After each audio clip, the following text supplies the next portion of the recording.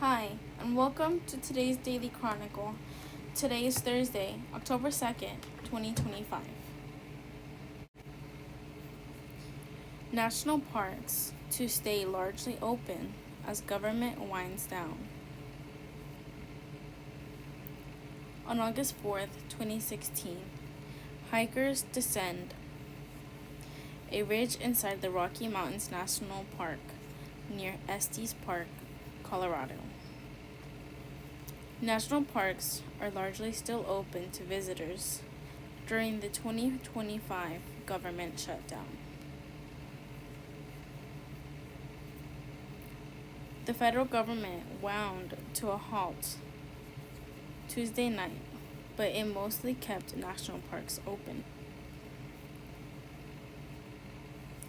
Park roads, lookout trails, and open-air memorials will generally remain accessible to visitors. A shutdown plan released by the National Park Service said sites that collect entrance or camping fees can use those funds for basic visitor services, but otherwise the parks will be staffed by minimal workers and won't offer information to visitors. Educational programs, trash collection, or road maintenance.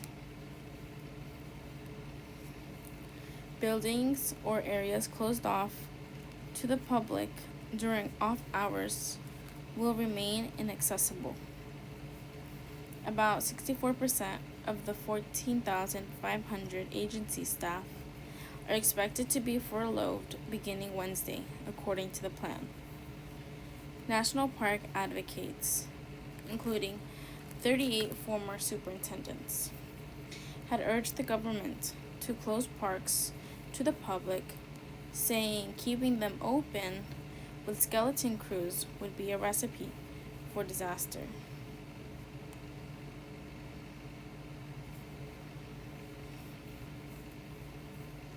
John Gardner, a senior director of budget and operations at the National Park Conservation Association, pointed to the last government shutdown during President Trump's first term when some parks were open to visitors. We saw human waste and trash building up. We saw vandalism. And all those things are not sustainable, he said. A Government Accountability Office report later said it was illegal to use free revenue to keep the parks running. The National Park Service said this week that if visitor health or safety issues arise during the shutdown, the area must be closed. But Colorado's Democratic Governor, Jared Polis, was on board with keeping national parks open. Rocky Mountain National Park is a major drawback for visitors from around the world, especially now during leaf peeping season, and a major economic driver for Colorado's rural communities, he said in a statement Tuesday, noting he was willing to use limited state funds to keep the state's biggest park fully operational. Under the shutdown plans, states, tribes, or other third parties can enter into agreements with the Department of the Interior for donations to keep parks open with more services. Colorado, Arizona, and Utah have done this in the past. Arizona Governor Katie Hobbs said this week she did not plan on dedicating state funds to this purpose. Jane Goodall, legendary primatologist, has died at age 91. British primatologist and conservationist Jane Goodall's decades of research on chimpanzees in the wild changed perceptions of relations between humans and animals. Jane Goodall, a scientist whose studies of wild chimpanzees made her a household name, has died at the age of 91. According to an announcement posted by the Jane Goodall Institute, chimpanzees seemed to accept Goodall as one of their own, and the public was fascinated by both her easy familiarity with the creatures, as well as her groundbreaking discoveries that showed us just how much chimps are like humans. They kiss, embrace, hold hands, pat one another on the back. They show love and compassion, and they also show violence and have a kind of primitive warfare, Goodall said. It's because the chimpanzees are so like us that we can say what makes us different, what makes us unique. As a child, Goodall dreamed of living with animals and writing about them. That was because I fell in love with Tarzan, she told Wise Fresh Air host Terry Gross in 1990. I was terribly jealous of Tarzan's Jane. I thought she was a wimp, and I'd have been much better as a mate for Tarzan myself, which is true, I would have been. Goodall was born on April 3rd, 1934, in London. Her father was a race car driver who left for the army at the start of World War II, and her parents later divorced. She grew up in a rambling Victorian house in an English seaside town with her mother, sister, aunts, and grandmother. There was no money for college. My mother said, "Well, if you are set on going to Africa or some other foreign place, if you learn secretarial work, then you can get a job anywhere in the world," Goodall explained.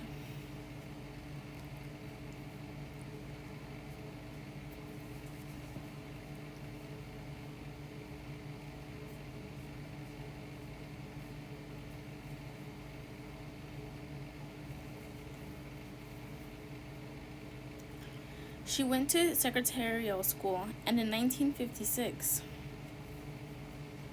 when a friend invited her to visit a family farm in Kenya, she worked as a waitress and saved up for a one-way ticket to get there.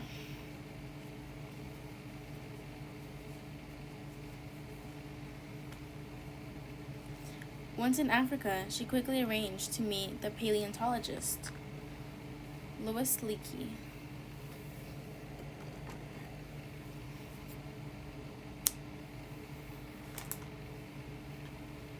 He discovered immediately a very beautiful, a very vibrant, a very passionate young woman who was utterly focused on animals and who knew a surprising amount.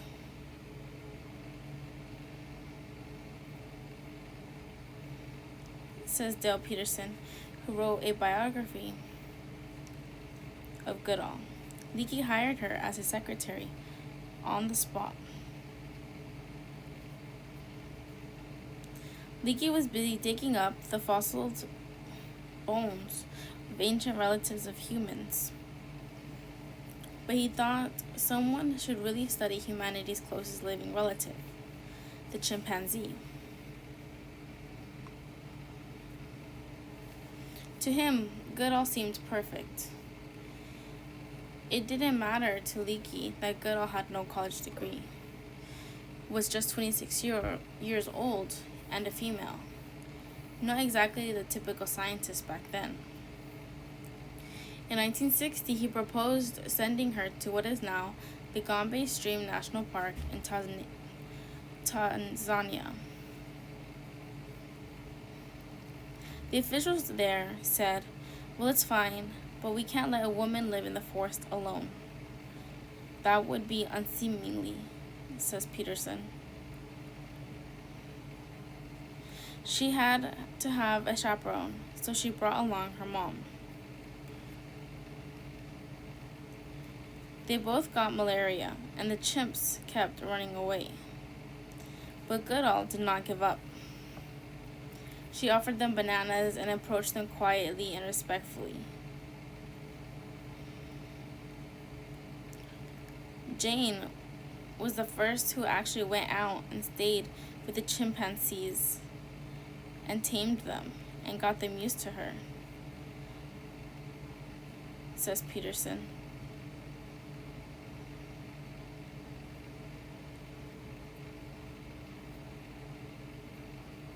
In just a few months, Goodall made a major discovery. Chimps could make and use tools. As she learned by watching a chimp, she named David Graybeard.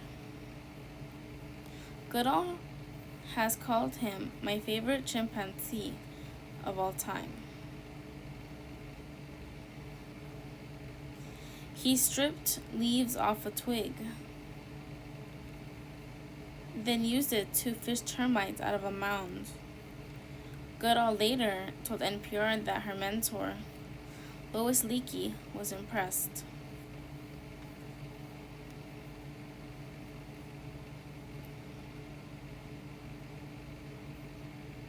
He said, "Well, it's always been considered that man is the only tool-making animal.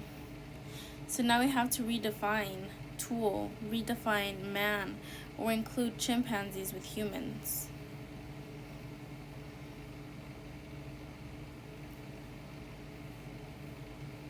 She recalled, "The discovery astonished scientists, but so did the person who made it. Who was this untrained woman? Who named her research animals things like David Graybeard, Fifi, Merlin, and Flo?"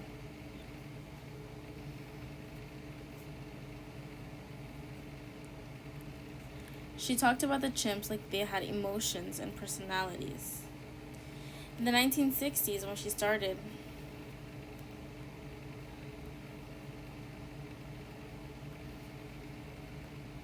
there was still a very mechanical approach to thinking about animals, says Richard Wrangham, a biological anthropologist at Harvard University.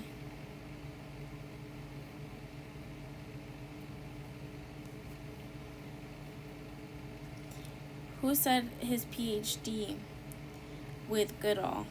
They were regarded as unthinking machines, he says. Wrangham says when he thinks of Goodall, he remembers her tremendous empathy for animals and one other thing: her rock-solid honesty in describing what she saw. She wasn't afraid to say the chimps had minds, and she didn't hide their dark side either. She witnessed brutal assaults, killings, even cannibalism. As she explained on Wise Fresh Air, it sure looked like warfare. "I was shocked. I was saddened," Goodall said. "But I realized that, very sadly, this makes them even more like us than I thought before." In 1965, she was on the cover of the National Geographic, and she and the chimps were featured in numerous popular books and documentaries. To the public, she really had become like Tarzan's Jane. but the years passed. She spent less time in the field, instead relying on students and colleagues. She had a son with her first husband, a photographer, then later married a politician. In 1977, she founded the Jane Goodall Institute to promote protection of chimpanzees and the environment. Goodall's life changed dramatically in 1986 when she attended a conference of a chimp researchers in Chicago and learned how chimps were being used in medical treatments. I realized I had to stop living selfishly in my own little paradise and use the knowledge I'd gained to do what I could to help, she later recalled.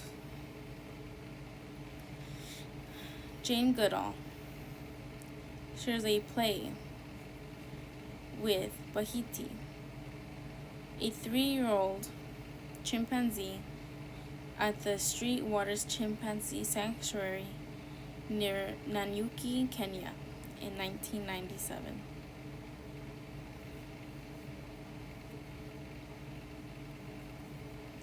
Goodall became an activist, traveling almost non-stop to give talks.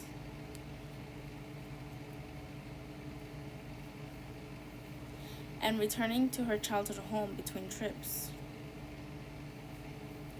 It could have been a lonely life, except she had so many friends around the world. Sometimes people would ask her, which do you like better, chimps or people? She'd say, it depends.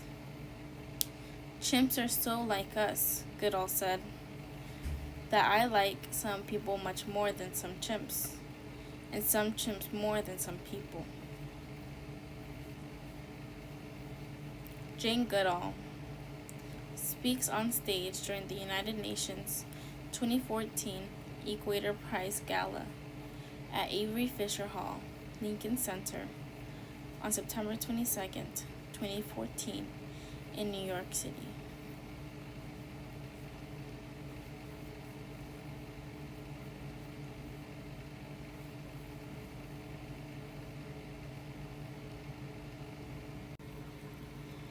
Change is brewing in the coffee industry.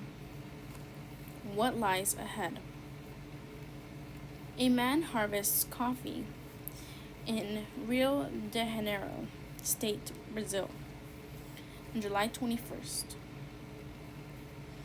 Much of the coffee in the U.S. comes from Brazil. Coffee growers are dealing with a lot right now. Most immediately, the Trump administration's tariffs, which threaten their sales, add to the ongoing challenge of pests and diseases for coffee production. In the longer term, experts say the coffee industry can't continue with business as usual. Growers face a waning labor force, and the areas where coffee can reliably grow are poised to shrink dramatically.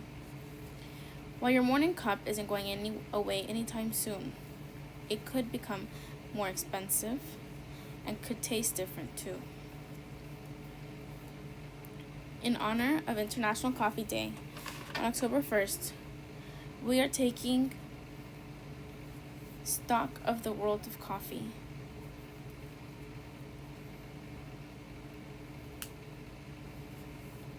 And what to expect in the years to come.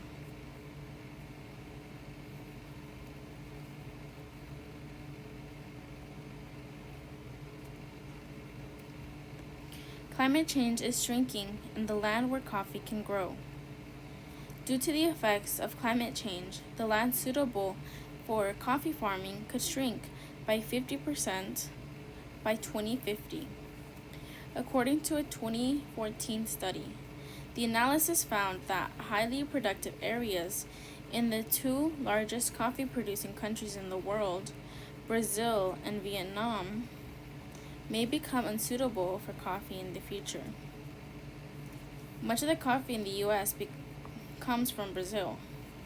If you're fond of specialty coffee, it could have come from Colombia, Central America, or Ethiopia. Ethiopia, for example, could see a 21% loss of coffee growing area with warming temperatures, according to researchers. Climate change, climate change, climate change is the top problem facing coffee production regions, says Sarah Moroki, the founder and CEO for coffee consulting company Vuna. She works with farmers who face rising temperatures, erratic rainfall patterns, floods, and droughts. Arabica is the main variety of coffee sold in the U.S. It grows at a higher elevations, typically 1,200 meters above sea level or higher. But as the plant is heating up, some of the lower elevation areas where Arabica used to grow very well, it's just not ideal anymore. Moroki says, farmers are having a plant even higher the mountains to escape the heat. Jeremy Hager, a professor of agroecology at the University of Greenwich, who has spent decades researching coffee in Central America, says temperature isn't the only concern related to climate change. Drought is a big one. Coffee is, I would say, quite a resilient crop. He says it does grow under quite a range of climate conditions, but obviously there are limits to that. He says 1 year in Nicaragua, the dry season was extra long and he saw the whole system start to collapse. The coffee plants were defoliating, the trees planted to give shade and shield the coffee from the heat of the sun started to die as well. With climate change making weather more unpredictable, Moroki says the threats to coffee production are only going to get worse. It's just a miracle that we still have plants producing coffee, she says. Coffee farmers are in a bind. There are steps farmers can take to mitigate some effects of climate change, such as planting more shade trees and diversifying crops. But they often can't afford to do so. In many countries, coffee farmers often live at or below the poverty line. And on top of that, the price of coffee set on the international market is variable, and it doesn't take into account the cost of production. Farmers need to plan far ahead, as coffee plants can take a few years to bear fruit, which is hard to do when you don't know what the price of coffee will be in a few years, Hager said. High fertilizer prices, increased wage costs, or the impacts of climate extremes, new pests and diseases, all of those things require investment, he says. Financial pressures and migration and harsh working conditions are also leading to shortages of farm workers. Farmers are getting older, and younger generations don't want to carry on the business when they see their parents struggling to get by, Moroki says. You look at the livelihoods, and you're not surprised that their children decided to leave the rural areas and go to the city and try something else. Experts NPR spoke to say the way coffee is sold on the international market prevents many farmers from having a decent standard of living, even when coffee prices are at their highest. Farmers often don't see enough of a profit to stay afloat. Moroki says many farmers today are stuck in the cycle of production and extraction that they can't get off. The situation today has roots in slavery and colonialism, experts say, when European powers enslaved Africans to work on tropical tree plantations. Sean Simon, a coffee scientist and consultant with Coffee Consulting, says that in coffee growing countries, their products have never been about them growing it for their peers. The products have always been really cheap. and at the expense of the standard of living of those people. With the amount of labor involved, from growing, processing, and drying to shipping across the world and then roasting, it's crazy how cheap it is, says Moroki. It was never meant to be cheap, and it was never meant to be mass consumed by us. The flavors of the future. Coffee producers have no immediate plans to move away from Arabica. Coffee experts said, but researchers are already planning for what comes next as temperatures increase. The coffee world has been buzzing about recent research into a lesser-known coffee species called Cynophila. It's been found in Sierra Leone and can tolerate hotter temperatures than Arabica, and notably has a similar taste. Hager, who has researched Cynophila, says it's being tested for how it grows and can be cultivated. Most domesticated crops have undergone decades, if not centuries, of selection for higher performing materials. And we're obviously only just at the start of that, he says. Researchers also plan to study how it could be crossbred with other coffee species. Cynophila production would also need the economical for production and be scaled up, or else it could remain a niche product. He says, two other little-known coffee varieties, Exella and Liberica, are also experiencing a renewed interest due to their climate resilience. They're being grown in a handful of countries, and Robusta, the second most grown coffee variety in the world, is gaining ground on Arabica from about 25% of global production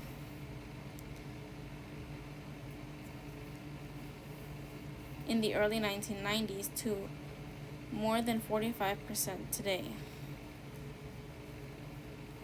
It has origins in sub-Saharan Africa, and today Vietnam is the biggest producer. Arabica drinkers may consider Robusta to have a bitter and earthy taste. It's less expensive to grow and is often used in instant coffee. Some coffee growing areas are switching from Arabica to Robusta because it can better withstand higher temperatures. Andres Montenegro, Sustainability Director of the Specialty Coffee Association, a trade association for the independent coffee shops, thinks there's potential for Robusta to capture some Arabica drinkers if marketed well. We're seeing more innovations in Robusta processing to improve flavor. He says, with consumers being aware of that and paying premium prices for those new Robusta beans. Another option that would gain steam in a synthetic coffee, which is made without beans, a synthetic espresso currently on the market, made of date seeds and other plant-based ingredients, tastes just like the real thing, according to one reporter's taste test. Arabica will still be available for many years to come, and farmers are finding ways to adapt in the short term. But coffee drinkers will also need to adapt, says Steinman. As more varieties become mainstream, we need to broaden our horizon of what the taste experience can be.